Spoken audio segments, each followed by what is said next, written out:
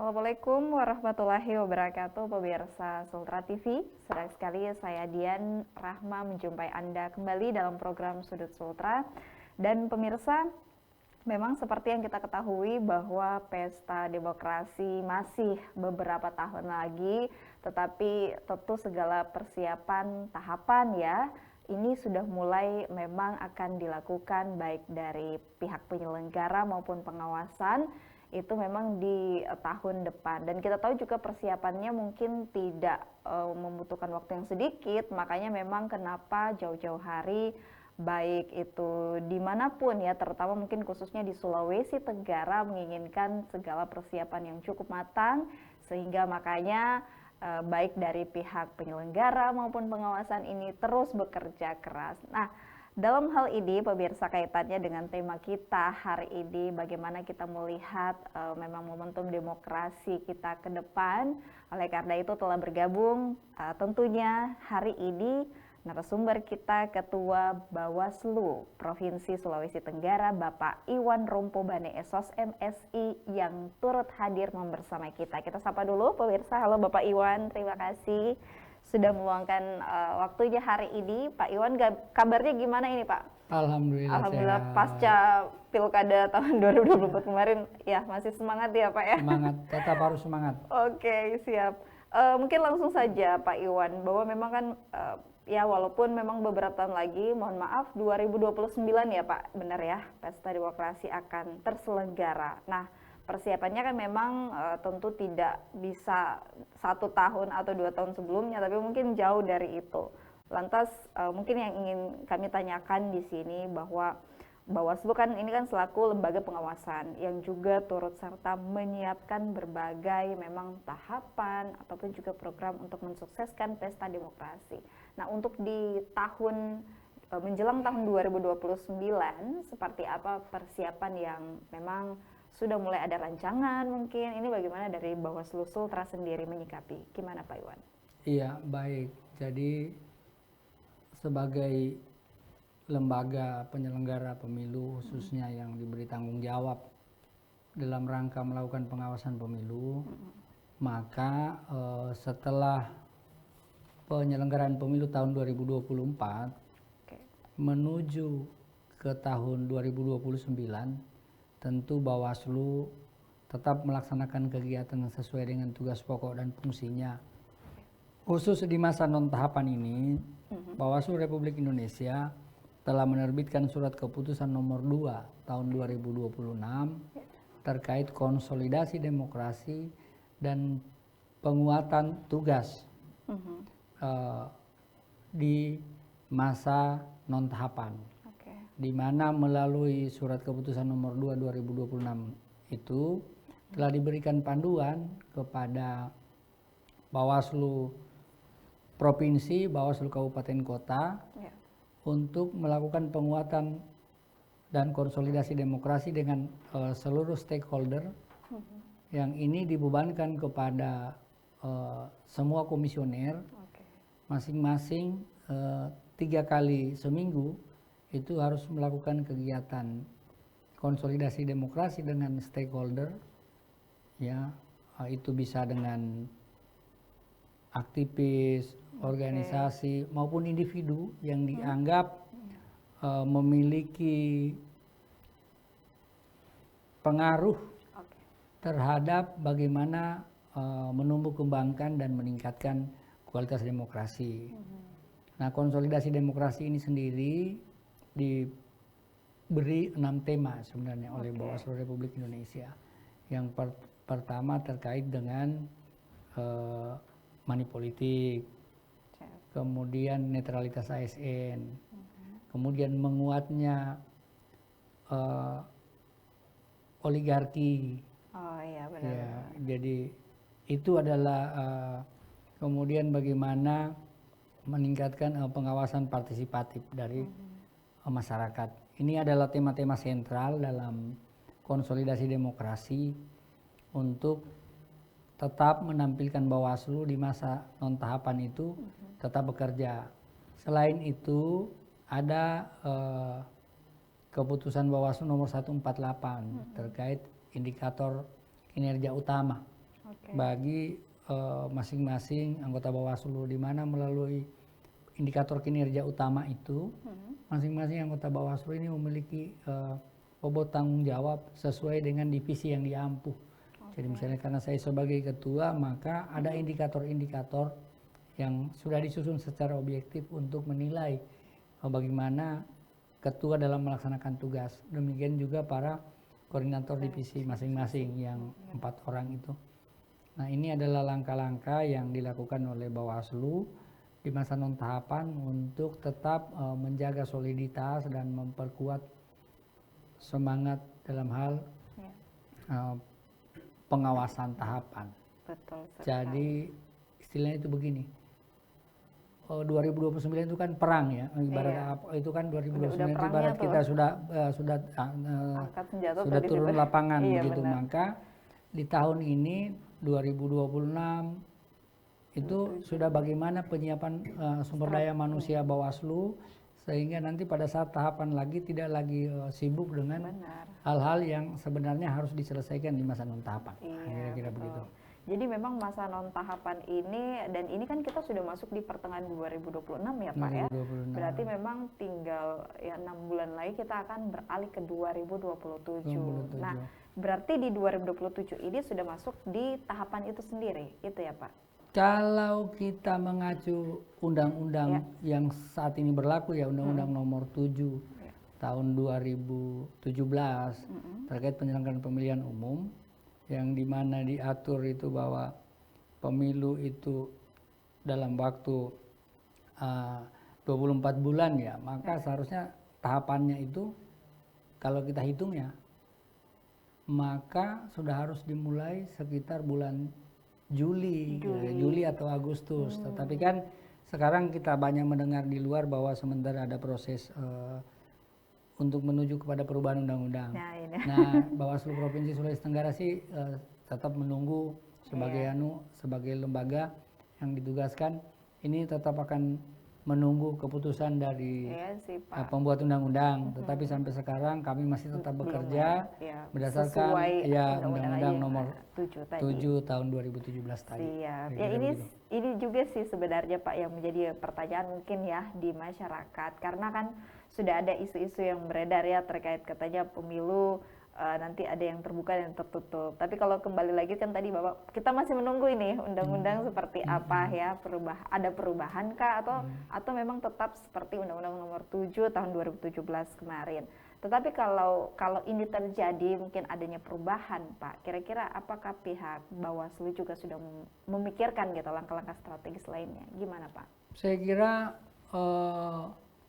Bawaslu Republik Indonesia tentu sudah memikirkan ya, karena ini kan yang langsung diberi kewenangan oleh undang-undang untuk membuat aturan pelaksanaan dari undang-undang ini kan Bawaslu Republik Indonesia bersama dengan KPU Republik Indonesia. Betul. Maka tentu pimpinan-pimpinan di Bawaslu RI tentu sudah memikirkan.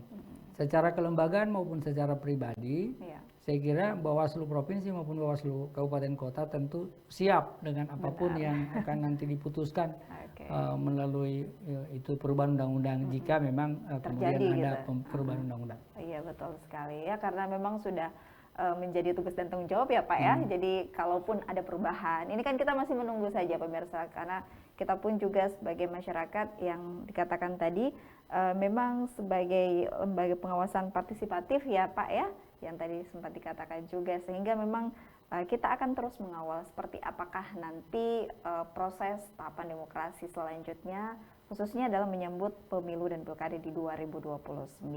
Nah, tapi terlepas dari itu, mungkin kita mau flashback sedikit dulu ini Pak. Kemarin kan alhamdulillah sukses ya di 2024. Untuk di Sulawesi Tenggara seperti apa Pak? Aman ya dari sisi penyelenggaraan sampai akhirnya tahap-tahapan akhir bagaimana Pak? Iya. Kalau flashback dulu. Ya tentu dalam penyelenggaraan pemilu tentu sangat kaya dengan dinamika. Tetapi alhamdulillah semua dinamika itu bisa kita selesaikan.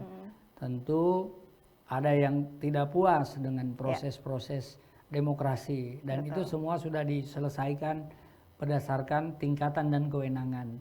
Ketika berbicara mengenai pelanggaran administrasi, baik yang dilaporkan ke Bawaslu, ini semua sudah kita proses. Kemudian yang menyangkut dengan sengketa hasil juga sudah diputuskan Mahkamah Konstitusi. Sehingga alhamdulillah dalam penilaian kita ya, bahwa Sulawesi Tenggara ini kita tetap dalam koridor yang baik, yang sehat dalam berdemokrasi, di mana masing-masing kita tentu setelah mengetahui hasil dari proses demokrasi itu telah memilih untuk menyelesaikan pada lembaga yang ditunjuk oleh undang-undang untuk menyelesaikan permasalahan itu, termasuk misalnya di Bawaslu. Iya, betul sekali Pak. Ya, namanya terkadang apa ya, kalau pesta demokrasi itu kan kadang ada pro kontra juga ya gitu ya Pak ya. Kita kalau tidak bisa, pro kontra bukan pesta demokrasi. Kita nggak bisa juga untuk semua mau menyamakan gitu keinginan masyarakat, khususnya di Sulawesi Tenggara. Apalagi ya kita lihat di 17 kabupaten kota ini, wah saya yakin dan percaya setiap masyarakatnya pasti punya pilihannya masing-masing. Terkadang karena mungkin menjagokan pilihannya sampai biasanya lupa, oh ternyata ini kan lagi berkompetensi gitu ya Pak ya.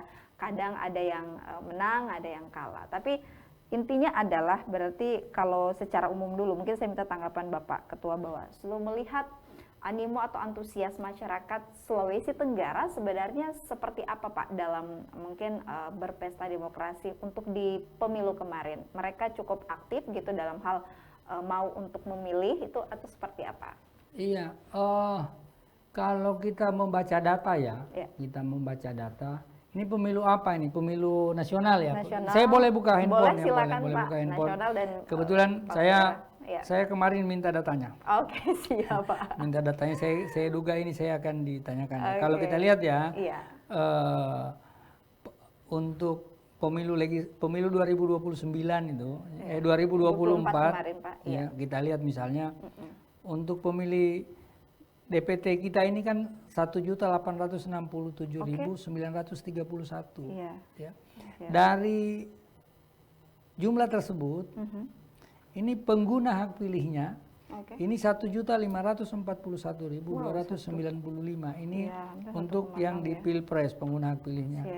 Nah, sehingga kalau kita lihat angka tersebut, berarti kan tingkat partisipasi kita pemilu kita ini kan ini saya belum menghitung secara pasti atau mungkin ini berarti kan angkanya hampir 80 atau bahkan mungkin lebih 80% dari pemilih kita menggunakan hak pilih.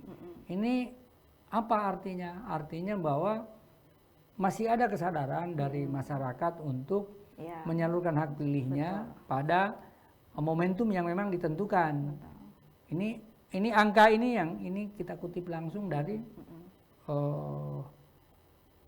namanya model D, model D rekap yang menjadi dokumen akhir di tingkat provinsi. Mengenai jumlah penduduk dan pengguna hak pilih. Dari gambaran itu, itu berarti tingkat partisipasi kita baik. Ya, dan saya kira itu kenapa partisipasi baik? Ini tentu bukan kerja penyelenggara semata, bukan. Tetapi kerja sama semua stakeholder, mulai dari pemilihnya, peserta pemilunya, penyelenggaranya, ormasnya, pegiat pemilunya. Bagaimana rame-rame menyuarakan, mari menggunakan hak pilih tentu. Saya kira bukan hanya menjadi pengguna hak pilih, tetapi bagaimana juga mereka menggunakan hak pilih itu secara bertanggung jawab. Secara bertanggung jawab yang saya maksud tentu dengan tidak melanggar aturan-aturan. Kalau ini bisa kita breakdown, misalnya semakin minim laporan yang diterima Bawaslu. Tapi bukan berarti tidak ada ya. Semakin minim laporan yang diterima Bawaslu terkait dengan orang yang menggunakan hak pilih orang lain. Atau orang yang menggunakan lebih dari satu kali hak memilih. Itu artinya orang sudah semakin sadar bahwa saya memang boleh memilih tetapi hanya satu kali. Dan saya tidak boleh menggunakan hak pilih orang lain. Memang masih ada, tetapi ini jumlahnya semakin menurun jika dibandingkan pemilu ke pemilu, saya kira. Siap, berarti tinggal tantangannya ya mungkin tinggal ya isu terkait dengan money politik. Kalau itu kayaknya masih PR besar, Pak. Netralitas, Tetapi perlu saya sampaikan yang terkait ini, mumpung sebelum ditanya, bahwa terkait money politik, Bawaslu Sulawesi Tenggara ini satu-satunya loh yang ada yang putusannya inkrah di beberapa kabupaten. Kemudian di tingkat provinsi juga kita sudah sampai pada pembahasan ketiga. Kalau pembahasan ketiga itu mentersangkakan orang, ya mentersangkakan orang. Bahwa setelah kemudian ditersangkakan, kemudian tidak bisa diproses lebih lanjut, maka itu lain lagi diskusinya. Tetapi intinya Bawaslu sesuai dengan kewenangannya dan kemampuannya sudah mengangkat dan berani meyakini bahwa ada orang tertentu yang memang secara sempurna terkualifikasi sebagai pelaku money politik. Nah, ini kan berarti Bawaslu Sultra sudah semakin maju nih, semakin berani ya.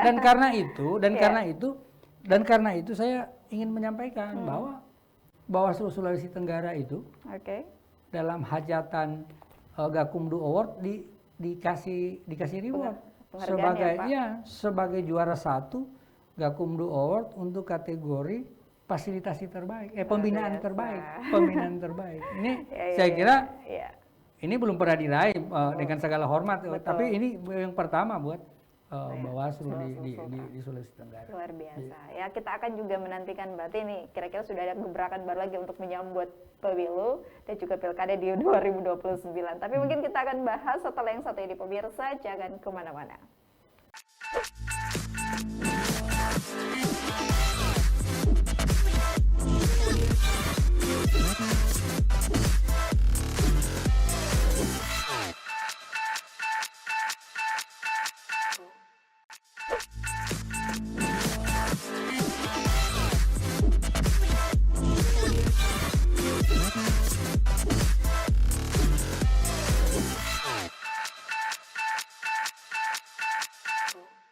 Terima kasih pemirsa, kita kembali lagi seperti yang sudah disampaikan oleh Bapak Iwan Rompobane ya. Jadi memang Bawaslu Sultra saat ini terus ya berbenah, terus memberikan upaya-upaya lain sehingga membuat tadi dikatakan sudah mendapatkan bahkan ada reward ya. Ini berarti memang kerja teman-teman dari Bawaslu Sultra ini sangat serius dalam hal bagaimana menjalankan yang menjadi tugas dan juga fungsinya. Nah, berarti Bapak kan kita kembali lagi tadi mengatakan ini memang masih masuk dalam non tahapan sebenarnya. Nah, dan tinggal bagaimana persiapan masuk ke tahapan. Nah, kalau boleh tahu berarti saat ini memang tidak sesibuk pada saat proses tahapan dong, atau sebenarnya sama saja gitu. Gimana Pak? Kalau sibuk tentu tetap sibuk karena sebagai kementerian lembaga Bawaslu tetap harus melaksanakan agenda-agenda yang sudah ditulis di dalam DIPA Bawaslu. Tetapi lebih banyak memang pada penguatan kompetensi internal, termasuk dengan menjalin kerjasama dengan para stakeholder melalui konsolidasi demokrasi tadi. Yang tadi di awal. Jadi kami telah beberapa kali melakukan konsolidasi demokrasi, baik itu secara kelembagaan Bawaslu Provinsi maupun secara individu komisioner. Ya, bagaimana kami berdiskusi dengan berbagai pihak untuk mencoba memetakan persoalan krusial pengawasan pemilu di Sulawesi Tenggara, misalnya terkait money politik. Kami sampai berdiskusi dengan para petani-petani yang di kebun sawit sana, di kebun sawit di perbatasan Konawe Selatan dan Kolaka Timur di Kecamatan Lambandia itu. Iya, apa isi pembahasannya mungkin Pak? Lebih fokus ke mana arah pembahasannya? Bagaimana kita mencegah, memberikan pemahaman terkait bahwa money politik itu bukan cuma merusak hasil demokrasi melalui pemilu, tetapi dalam jangka panjang juga bisa menurunkan kualitas demokrasi kita. Atau misalnya kami berdiskusi dengan pedagang pasar terkait bagaimana kualitas demokrasi kita. Jadi ini kami setiap minggu ini sebenarnya konsolidasi terus atau walaupun itu sebenarnya sambil nongkrong, sambil minum kopi, itu masuk dalam kegiatan konsolidasi demokrasi, khususnya terkait dengan bagaimana menguatnya oligarki, gitu kan. Itu menguatnya oligarki itu adalah tema-tema yang saya kira sekarang banyak didiskusikan di luar sana, dan Bawaslu tentu harus memerhatikan yang seperti itu. Selain itu, Bawaslu Provinsi Sulawesi Tenggara ini memiliki kegiatan secara internal setiap minggu yang bernama Kamis Berbagi, Ngobrol Kamis. Bagaimana melalui kanal yang dipunyai Bawaslu ini menyediakan diskusi dengan semua Bawaslu Kabupaten Kota, staf terkait dengan tema-tema tertentu yang setiap minggu ini diputar dengan narasumber bergilir. Kemudian kami juga punya satu forum yang ini skopnya lebih luas, diperluas secara skop nasional dengan narasumber nasional, dan pesertanya juga bisa. Kalau yang tadi Ngobrol Kamis hanya internal untuk di Sulawesi Tenggara, maka kalau yang namanya Delik itu ada, kami punya program namanya Delik, itu dia menjangkau keluar dengan narasumber dari luar. Tentu karena situasi saat ini yang tidak memungkinkan kita melakukan pertemuan tatap muka secara langsung, maka itu semua difasilitasi secara daring. Secara daring, dan siapa saja, kalau yang program Delik itu siapa saja bisa boleh ya, nanti kami sebar link Zoom-nya. Link Zoom-nya itu untuk ikut ke situ. Kemudian selain program-program itu, ya, secara kelembagaan pula Bawaslu ini terus melakukan penguatan kelembagaan yang digagas oleh Divisi SDM sebagai program nasional yang namanya Jumat Sehati Jumpa Berlian. Jadi Jumat Sehati Jumpa Berlian ini di mana setiap minggu itu ada kegiatannya, yaitu di hari Senin bulan pertama itu, hari Senin minggu pertama di bulan berjalan, bagaimana diberikan motivasi dan penanaman nilai-nilai integritas kepada semua jajaran pengawas pemilu. Kemudian di Selasa minggu kedua bulan berjalan ini dilakukan penguatan mental spiritual. Penguatan mental spiritual. Kemudian setiap hari Jumat, ini dilakukan olahraga bersama.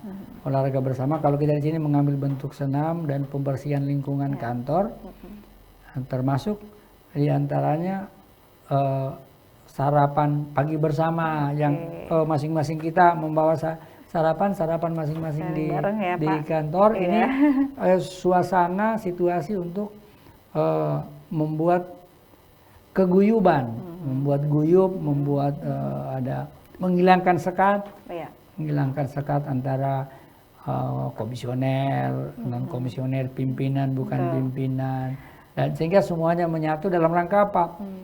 Mengusung visi misi Bawaslu untuk menjadi pengawas pemilu yang semakin terpercaya. Betul sekali. Jadi memang dalam rangka membentuk pengawasan yang lebih terpercaya, tentu Bawaslu tidak bisa hanya mungkin kerja 1-2 tahun ya Pak. Jadi pendekatan-pendekatan itu memang pemirsa dilakukan begitu masif, tadi dikatakan sama Bapak, rangkaian-rangkaian ya. Jadi banyak juga kegiatan-kegiatan yang dilakukan baik di internal Bawaslu Sultra ataupun secara eksternal. Nah, saya tadi sempat mendengar bahwa memang saat ini kan sedang fokus ya ada konsolidasi lembaga gitu ya Pak. Tapi rata-rata Pak, dari setiap konsolidasi yang dilakukan tadi baik di masyarakat atau itu ormas gitu, biasanya mereka yang menjadi mungkin aspirasi dari mereka juga apa sih sebenarnya secara umum saja Pak? Sebenarnya aspirasi, kalau ini kita menangkap secara makro secara makro, aspirasi itu adalah bagaimana kegiatan-kegiatan yang berkaitan dengan pengawasan partisipatif itu semakin diperluas, baik segmennya maupun frekuensinya. Dan ini selaras dengan visi misi Bawaslu, bagaimana Bawaslu menyadari bahwa tantangan pengawasan ke depan itu akan semakin kompleks. Benar. Sehingga pengawasan ini harus ditingkatkan, bukan lagi semata-mata pengawasan dengan menggunakan mata manusia, atau bagaimana disaksikan langsung oleh pengawas, tetapi bagaimana pengawasan juga ini mesti melibatkan teknologi, khususnya yang menyangkut misalnya penggunaan artificial intelligence sekarang ini, artificial intelligence. Nah ini semua harus diantisipasi betul. Oleh pengawas pemilu dan itu disadari. Maka inilah bagaimana nanti ada keberpihakan yang lebih sehingga kegiatan-kegiatan pengawasan partisipatif itu semakin ditingkatkan. Betul. Jadi dulu Bawaslu ya itu memiliki program sekolah kader pengawasan partisipatif. Betul. Nah sekarang ini karena untuk menyesuaikan dengan kondisi yang ada, ini bukan lagi menjadi sekolah tetapi disebut dengan pendidikan pengawas partisipatif P2P. Dan bulan Juni ini seluruh kabupaten kota di seluruh Indonesia termasuk 17 kabupaten kota di Sulawesi Tenggara ini harus menyelenggarakan pendidikan pengawas partisipatif. Dari laporan bagian yang menangani dalam pleno Bawaslu Provinsi ini kalau tidak salah masih ada beberapa kabupaten yang kekurangan kuota peserta. Walaupun itu sudah tidak banyak lagi. Ada yang kekurangan 2, ada yang kekurangan 3. Dan kalau tidak salah mungkin minggu depan beberapa kabupaten kota itu sudah akan melaksanakan pendidikan pengawas partisipatif di mana kita membuka pendaftaran. Silakan yang ingin mengikuti pendidikan pengawas partisipatif P2P tersebut mendaftar. Kita akan melakukan pendidikan kepada mereka dengan narasumber-narasumber yang juga handal dan kepada mereka diberikan beberapa fasilitas tentu dengan menyesuaikan pada kemampuan anggaran keuangan negara. Oke, jadi nanti bulan ini berarti Pak bulan ini harus selesai bulan ini. Bulan ini karena udah sesuai targetnya juga gitu selesai. Ya. Ada pendidikan pengawasan partisipatif. Sebenarnya kalau secara umum pendidikan pengawas atau P2P ini itu sebenarnya seperti apa sih pendidikan untuk bagi mereka seluruh ya masyarakat secara keseluruhan bagaimana untuk mengawasi jalannya nanti pilkada, pemilu atau seperti apa sebenarnya inti dari pendidikan pengawasan partisipatif ini? Jadi sebenarnya menjadi pengawas pemilu ini sebenarnya tugas kita semua. Tugas bukan kita hanya dari semua. Bawaslu ya? Bukan. Jadi kita semua ini harus bisa menjadi pengawas pemilu sebenarnya, walaupun tidak secara institusional. Kalau yang institusional kan Bawaslu ya yang diberi kewenangan. Tapi secara kita semua dimanapun harus bisa menyampaikan kepada mereka bahwa kepada penyelenggara pemilu, peserta pemilu maupun pemilih bahwa yang benar itu ya dalam berdemokrasi yang namanya pemilu itu adalah seperti ini, gitu ya, seperti ini. Sehingga kemudian kalau kita lihat beda bobot sosialisasi mengenai pemilu di KPU dengan di Bawaslu ini kan berbeda. Kalau di KPU ini kan bagaimana mereka memberikan pemahaman terkait tata cara menyalurkan hak pilih atau berpartisipasi dalam pemilu. Ya. Tapi kalau di Bawaslu bobotnya lebih. Jadi bobotnya itu apa? Selain itu diberi dua tugas. Yang pertama, seorang yang namanya pemilih cerdas itu bukan cuma tahu menyalurkan hak pilihnya, tetapi dia harus berani melaporkan terjadinya pelanggaran pemilu. Nah, itu satu poin pentingnya. Poin penting. Yang pertama. Kemudian yang kedua, ya, bagaimana dia juga jika dibutuhkan dia harus berani menjadi saksi bahwa terhadap kecurangan atau pelanggaran-pelanggaran ini saya berani menjadi saksi. Kan selama ini kita lihat ketiadaan saksi, ya, atau tidak ada yang melaporkan. Karena takut gitu kan Pak ya. Nah ini kita edukasi bahwa bagaimana mereka itu tahu yang mana yang benar, mana yang melanggar. Nah kalau sudah tahu ini melanggar tapi diam saja. Betul. Ya, kalaupun tidak harus melaporkan tapi mencegah, menyampaikan yang benar itu ini loh, bukan yang itu. Nah, kira-kira jadi itulah semua diberikan kepada mereka yang ingin menjadi pengawas partisipatif itu sehingga kemudian Bawaslu ini memiliki mata telinga lebih banyak. Nah, jadi namanya pengawas partisipatif harus diingat bahwa yang namanya penyelenggara apalagi pengawas pemilu itu adalah voluntarism sebenarnya, kesukarelawanan. Nah, sehingga tentu ini yang harus diperbanyak bagaimana gerakan kesukarelawanan untuk menjadi pengawas pemilu.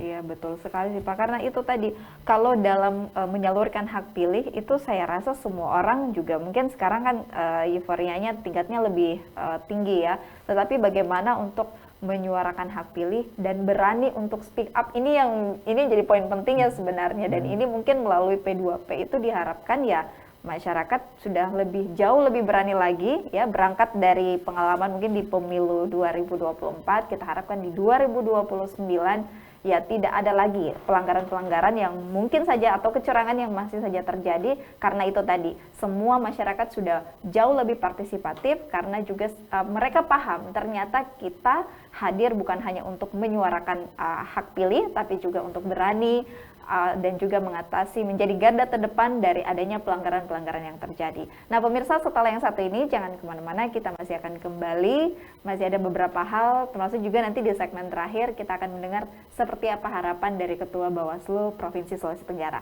Tetap bersama kami, jangan kemana-mana.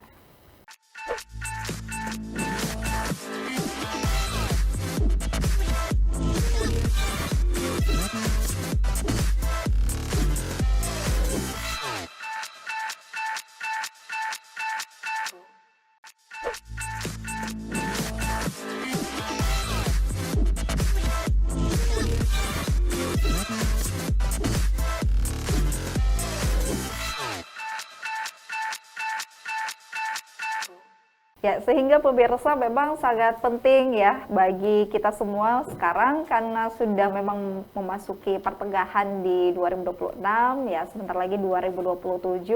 Saya rasa sih semua sudah harus mengambil peran di sini. Dalam hal pengawasan bukan hanya menjadi tugas dan tanggung jawab dari pihak Bawaslu sendiri, tapi kita pun semua sebenarnya sudah mulai harus mengambil peran, karena kan kita ingin mengawal bagaimana daerah kita ini terus berkembang dan juga mungkin dipimpin oleh ya orang-orang yang sesuai dengan kompetennya juga. Nah, lantas mungkin kembali lagi masih bersama Bapak Iwan gitu. Bagaimana ini Pak, kita kan juga tadi katakan oke, ini memang sedang non tahapan, sebentar lagi tahapan, tapi apakah ada langkah-langkah atau strategi khusus juga yang sudah dipersiapkan, karena mengingat toh kalau sudah 2029 itu ya berarti udah perangnya udah dimulai begitu ya, bukan lagi masalah persiapan. Ini bagaimana Pak Iwan menanggapi? Iya, baik. Jadi selain penguatan SDM tadi, ya, kemudian kan kita ini Sulawesi Tenggara ini kan terdiri dari secara geografis ya, dua kutub besar, yaitu kutub kita yang di kontinental yang di daratan ini, maupun yang kepulauan yang maritim. Nah, 17 kabupaten kota ini sudah kita bagi ya dengan koordinator-koordinator daerah, koordinator-koordinator wilayah daerah yang bertugas memantau 1 kali 24 jam terhadap perkembangan di kabupaten kota masing-masing. Selain itu di tingkatan staf ini kami punya helpdesk sebenarnya, punya helpdesk untuk melihat bagaimana perkembangan di kabupaten kota. Kemudian secara internal untuk menyongsong tahun 2029 dan tahapan-tahapannya itu, sekarang Bawaslu Provinsi Sulawesi Tenggara sudah mengusulkan 9 kabupaten kota yang belum menjadi satker sendiri untuk menjadi satker mandiri. Ini sehingga dia punya birokrasi kesekretariatan itu lebih mantap dan tidak lagi bergantung pada Bawaslu Provinsi. Kemudian yang kedua, Bawaslu Provinsi sekarang juga mendorong semua jabatan-jabatan eselon 4 di Bawaslu Kabupaten Kota itu untuk diisi, karena waktu periode kami masuk praktis di Kabupaten Kota itu eselon 4-nya tidak ada, padahal harusnya eselon 4 itu sesuai dengan tipenya. Bawaslu ini memiliki ada yang 4 kalau dia tipe A, di mana ada beberapa kabupaten, kemudian yang tipe B ini ada 3 eselon 4. Nah, ini semua kosong, padahal jabatan-jabatan Kasubag ini adalah mitra strategis bagi komisioner dalam merumuskan apa yang harus dilakukan dalam pengawasan tahapan. Itu bersifat internal. Kemudian tentu secara eksternal, ya, kita terus memperkuat kemitraan dengan stakeholder, khususnya dengan pemerintah. Karena kami menyadari banyak kekurangan sumber daya manusia di Bawaslu, sehingga kemudian memang beberapa Bawaslu kabupaten kota ini mengirimkan permintaan kepada bupati dan wali kotanya untuk dilakukan pembantuan dari sisi SDM. Ini yang sekarang sementara digenjot oleh Bawaslu provinsi, bagaimana melakukan penguatan struktur birokrasi Bawaslu kabupaten kota, sehingga tidak nanti masa tahapan kita kelimpungan cari orang. Ya gitu seringkali ya. Kalau mau tahapan, kan, ya seringkali kemudian karena proses administrasinya juga seringkali terlambat, maka pengalaman saya kemarin itu beberapa jabatan itu terpaksa ada yang kosong, ada yang terpaksa harus kita kirimkan orang dari provinsi untuk mengisi itu. Jadi selain jabatan-jabatan di provinsi harus itu. Jadi nah inilah yang sekarang menjadi konsen saya bersama kawan-kawan dan Pak Kasek, bagaimana melakukan penataan birokrasi tentu sesuai dengan yang diberikan kesempatan oleh pimpinan Bawaslu dan Sekjen. Kebetulan ada semangat dari Bawaslu RI untuk bagaimana mengisi nomenklatur jabatan yang kosong yang selama ini belum pernah sehingga terisi. Mungkin permasalahan yang tadi katanya kelimpungan cari orang pada saat ini tidak akan terjadi lagi gitu kan Pak. Itu juga mungkin menjadi evaluasi juga bahwa memang perlu adanya SDM yang sesuai ya dengan kompetensinya masing-masing, sehingga pada saat tahapan nantinya ya memang menjalankan apa yang menjadi tugasnya. Nah, tapi terlepas dari itu tadi saya sempat mengutip ada 9 kabupaten ya Pak ya yang belum memiliki satuan kerja sendiri. Itu di kabupaten mana saja sih Pak kalau boleh tahu? Ya termasuk Kota Kendari justru. Termasuk Kota Kendari. Gitu ya? Kota Kendari, Bombana, Kolaka Utara, Buton Utara, Konawe Kepulauan, Muna Barat, daratan dan kepulauan Buton ya ini. Selatan. Paling banyak ya. Ya, ini semua masih belum menjadi satker, masih berstatus anak satker, sehingga semua kendalinya itu dari provinsi, provinsi. Kecuali tugas-tugas komisionernya, tetapi backup supporting sistemnya itu dari provinsi. Walaupun dia di sana memiliki korsek, tetapi kan kewenangannya terbatas. Betul. Karena itu tadi masih semua di bawah naungan provinsi ya. Dan seringkali kalau ada masalah-masalah yang bersifat teknis kepengawasan, karena tidak memiliki kasubag pengawasan, tidak itu maka kemudian stafnya juga kurang, bahkan itu ada. Saya ingat satu staf itu harus menjadi operator 3 aplikasi, ya itu kan ini kan yang kemudian akhirnya kita coba mengisi ini, sehingga nanti kalau ini semua terisi, harapannya pimpinan Bawaslu Kabupaten nanti itu bisa fokus bagaimana merumuskan dan menjalankan kebijakan-kebijakan yang sifatnya strategis terkait tugas Bawaslu. Yang sifatnya teknis administratif itu biar dieksekusi jajaran sekretariat. Nah kan kira-kira seperti itu. Nah kalau sekarang ini ada beberapa kabupaten masih seringkali agak terbentur karena misalnya mereka tidak punya yang tersertifikasi ini, kan mintanya ke provinsi, sementara di provinsi dia juga sudah punya. Nah kira-kira begitu. Jadi memang sangat terbatas gitu ya Pak ya. Nah lantas kita juga tahu bahwa memang tugas-tugas dari Bawaslu tidak akan sukses selain adanya kolaborasi juga, baik itu dari pihak masyarakat atau juga mungkin dengan dalam hal ini pemerintah dan juga pihak-pihak lain. Nah saat ini bagaimana untuk terus bentuk koordinasi yang terjalin? Tentu ini kan tidak akan terbentuk hanya pada saat menjelang pemilu saja gitu ya Pak ya, terus terbangun. Bagaimana bentuk koordinasi yang dilakukan Pak? Iya, kami kan sudah memiliki beberapa MOU ya, dan maupun yang karena sifatnya memang fungsional harus kami koordinasi dengan pemerintah daerah. Dan selama ini berjalan dengan baik, dengan TNI Polri juga berjalan dengan baik. Nah ini saya kira harus terus dipelihara, harus terus dipelihara sehingga suasana guyup kita di Provinsi Sulawesi Tenggara ini bisa memberikan kesan yang positif, kesan yang positif bahwa kita semua di Sulawesi Tenggara ini lepas dari kewenangan-kewenangan kita yang berbeda karena diatur berbeda oleh undang-undang, tetapi kita semua punya keinginan yang sama bagaimana menjadikan Sulawesi Tenggara ini sebagai contoh demokrasi di Indonesia lah. Iya, betul, Ya, betul. kan? Jadi tidak ada lagi lah ya sekat-sekat gitu ya, Pak ya. Semua juga sama. Intinya kita menginginkan bagaimana pemilu dan juga pilkada nantinya di 2029 ini jauh bahkan lebih baik lagi mungkin daripada di 2024. Tapi tadi sudah sempat disampaikan lah oleh Ketua Bawaslu bahwa saat ini Bawaslu Provinsi Sultra di pemilu 2024 kemarin, wah banyak penghargaan yang diraih juga. Alhamdulillah. Alhamdulillah. Tapi ini mungkin tidak akan menyurutkan semangat untuk terus bagaimana di 2029 lebih sukses lagi ya Pak ya. Iya.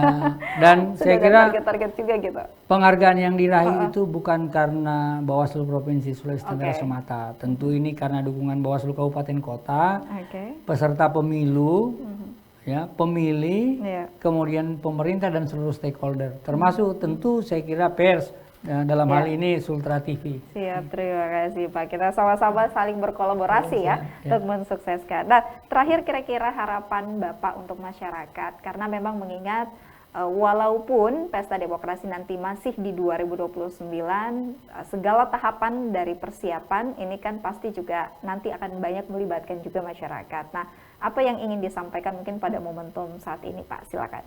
Iya, pada momentum yang sangat berbahagia ini, saya ingin menyampaikan kepada seluruh warga Sulawesi Tenggara sesuai dengan visi Bawaslu, semangat Bawaslu, ayo bersama kita mengawasi pemilu. Tentu mengawasi pemilu tidak hanya mulai dari tahapannya, tetapi jauh sebelum masa-masa non-tahapan itu kita harus memberikan sumbangsi positif dengan cara tentu mengikuti kegiatan terkait penyelenggaraan pemilu baik yang dilakukan Bawaslu maupun KPU dan penyelenggara pemilu lainnya, termasuk bagaimana kita memberikan masukan-masukan terkait dengan pelaksanaan tugas dan fungsi lembaga-lembaga penyelenggara pemilu di daerah ini. Saya kira Bawaslu sangat terbuka untuk itu dan nanti bisa disampaikan baik secara elektronik ke alamat kami di Bawaslu maupun juga dengan datang langsung ke Bawaslu, di mana kami juga menyediakan beberapa layanan konsultasi, termasuk pemberian informasi publik yang berada di lingkup kewenangan Badan Pengawas Pemilu. Oke, baik, terima kasih. Ya, mari kita menjadi masyarakat yang jauh lebih partisipatif ya dalam mensukseskan pemilu dan juga pilkada tahun 2029. Walaupun saat ini memang belum masuk dalam tahapan, tapi saya percaya semua masyarakat sudah menyambut baik dan bersemangat untuk memastikan agar pemilu dan juga pilkada nantinya akan berjalan baik, aman, dan juga lancar ya. Oke, tidak terasa waktu kita di penghujung acara pemirsa, saya harus pamit. Namun sebelumnya, kembali saya mengucapkan terima kasih kepada Bapak Iwan Rompobane Esos, MSI, selaku Ketua Bawaslu Provinsi Sulawesi Tenggara. Dan terima kasih juga pemirsa yang sudah menyaksikan tayangan ini. Mohon maaf jika ada salah kata dan terus ya dukung Bawaslu untuk bagaimana mensukseskan apa yang menjadi tugas dan fungsinya. Sehingga kita bisa memastikan bahwa pemilu dan juga pilkada nanti bisa sukses dan sesuai dengan pilihan dan juga keinginan kita. Saya dan kru yang bertugas pamit undur diri. Pemirsa, wassalamualaikum dan sampai jumpa.